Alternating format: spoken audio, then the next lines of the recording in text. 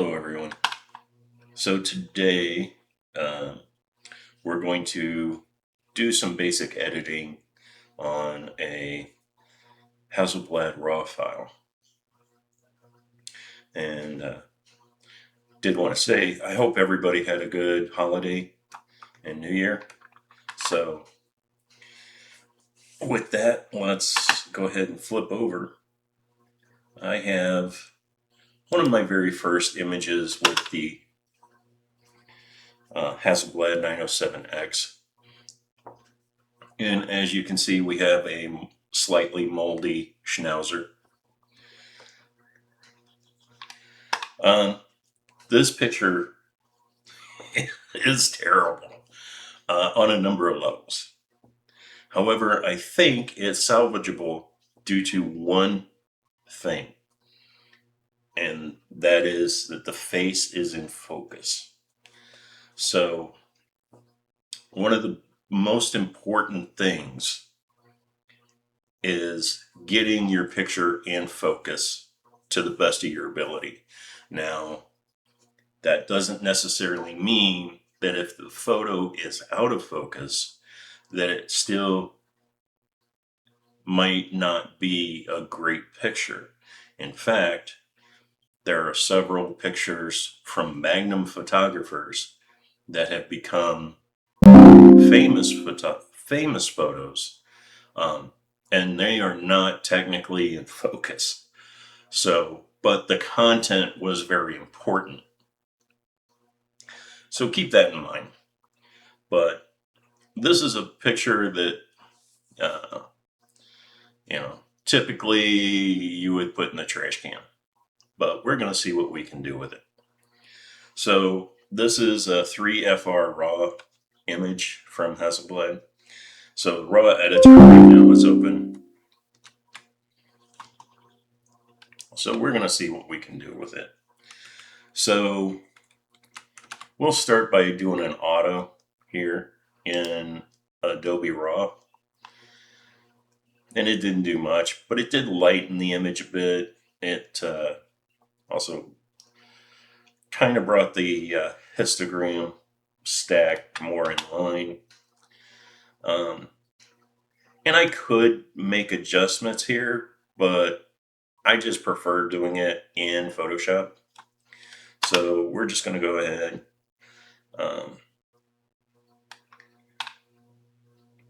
And we're going to click open, which is going to open up our Photoshop. Oh, come on. Okay.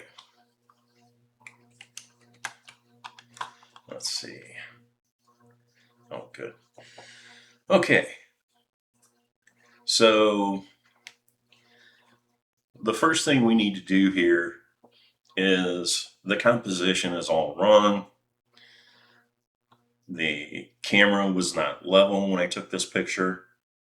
So we're going to crop this picture and we're going to straighten it. And we can do all that in one go. And by the way, so I'm using Photoshop. Most other photo editors, you'll be able to do all the exact same things, although the steps might be different. But that'll include like GIMP and DxO Photo, Capture One, all of those. So we've selected our image. So the first thing I want to do is I want to try and make the picture as level as possible. That looks pretty good. Overdone it. Oh, there we go.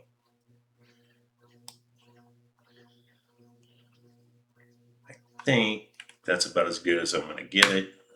Press enter. Okay, so now the picture looks significantly more level. But having this space up here is distracting, and I'd kind of like the picture to follow the rules of thirds. So we're going to crop this image some. Also, there's a lot of white space in this image, so we can reduce that significantly. Uh,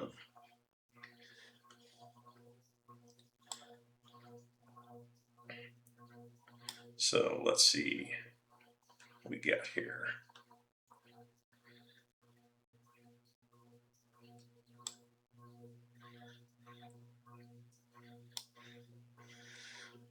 And this is a large image. So as far as megapixels go, this started off as a 100 megapixel image. Yeah. So as you can see here, I'm still at 10,000 by 7,500 pixels. So yeah, right now the crop's coming in at roughly a 75 megapixel image. And one of the reasons you do the crop first is it lightens your computer load as you continue to make changes to the picture. Okay, so from a technical perspective, we're now lined up with our rule of thirds for the most part. So let's see what else we can do here. So the lighting in this picture is terrible. And the way this image was lit, there was incandescent lighting from an overhead light that had one LED bulb and one incandescent bulb. And then from behind me, the bathroom door is open, which had halogen light, LED light. I don't think it had any incandescent light, but it might have because it used those little candle type bulbs in the bathroom. So, and that light is coming around me. I'm partially blocking that light. But the overhead light is the dominant light, and that's why we've got like a shadow here. So, but the differing light types have caused this sort of ugly cast that the camera couldn't understand. So it didn't know how to adjust the color science. And that's one of the best things about Hasselblad is it does normally correct for all that. But because there's more than one type of light in reflected here, it just couldn't figure it out. So, but no worries, we can kind of figure it out. And we start by going to image. We're going to go to adjustments and we're going to go to levels. Okay. So we need to move the histogram to the right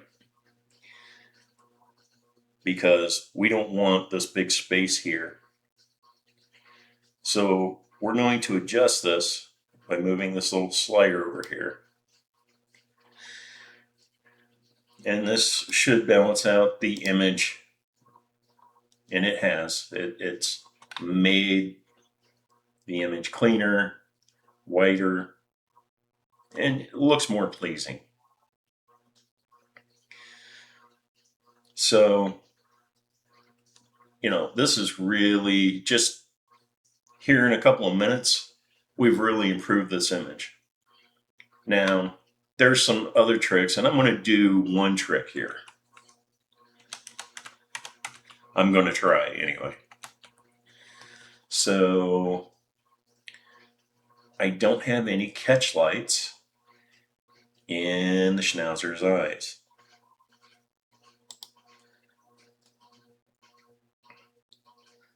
swap that.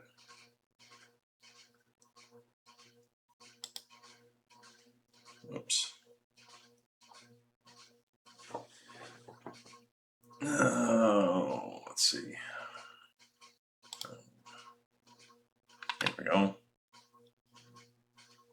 Let's make sure. Normal round. We need to make this very small. So I'm going to do 3 pixels. Normally when you are making adjustments of any kind, you want to do small things. So what I am going to do, try and find the center of the eye.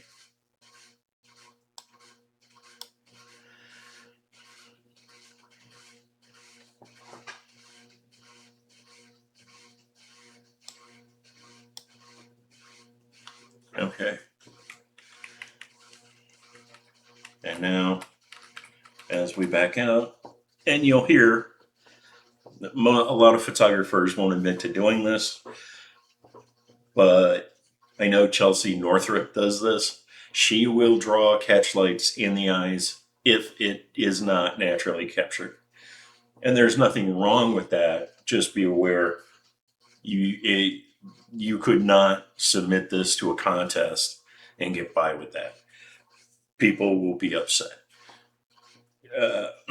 But if you're shooting a wedding or something like that and you're handing over pictures, putting a little catch light in the eyes is likely to make your bride much happier with her pictures. The same with portraits. If you're shooting a normal portrait, a way you could get around this is you put a flash on your camera, put a ring light on your camera. My favorite ring light actually attaches to the lens through the filter mount. So, and that's one way of improving a picture. And you'll get a nice little circle of light in the person's eyes. Or in this case, a less moldy Schnauzer. So anyway, that's just some basic editing. And we started off with this raw picture. And let me reopen the original so you can see the difference again. Okay, open. Okay, there's our original image. Okay, go ahead and click open. Yeah, so original image, and there's our corrected image. Big difference. And that was not very difficult. So the last thing I'm going to do is I still want to keep the raw image as is. So I'm going to save this as a JPEG. So we'll just come down, save as. I could also save this in Photoshop format, but I am currently trying to decide if I want to no longer use Photoshop.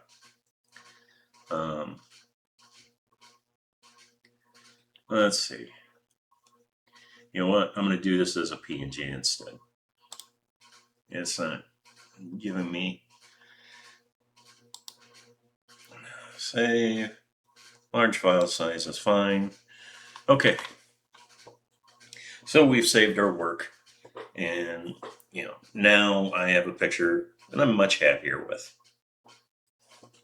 Anyway, I hope you appreciated this. There are definitely a lot more advanced stuff that you can do. I have some previous tutorials where I showed how to add a vignette um, and even create background blur inside Photoshop, and you'll find those in my previous videos. So anyway, I hope you liked this video. If you did, please hit the like and subscribe buttons. I would appreciate it. And have a great week.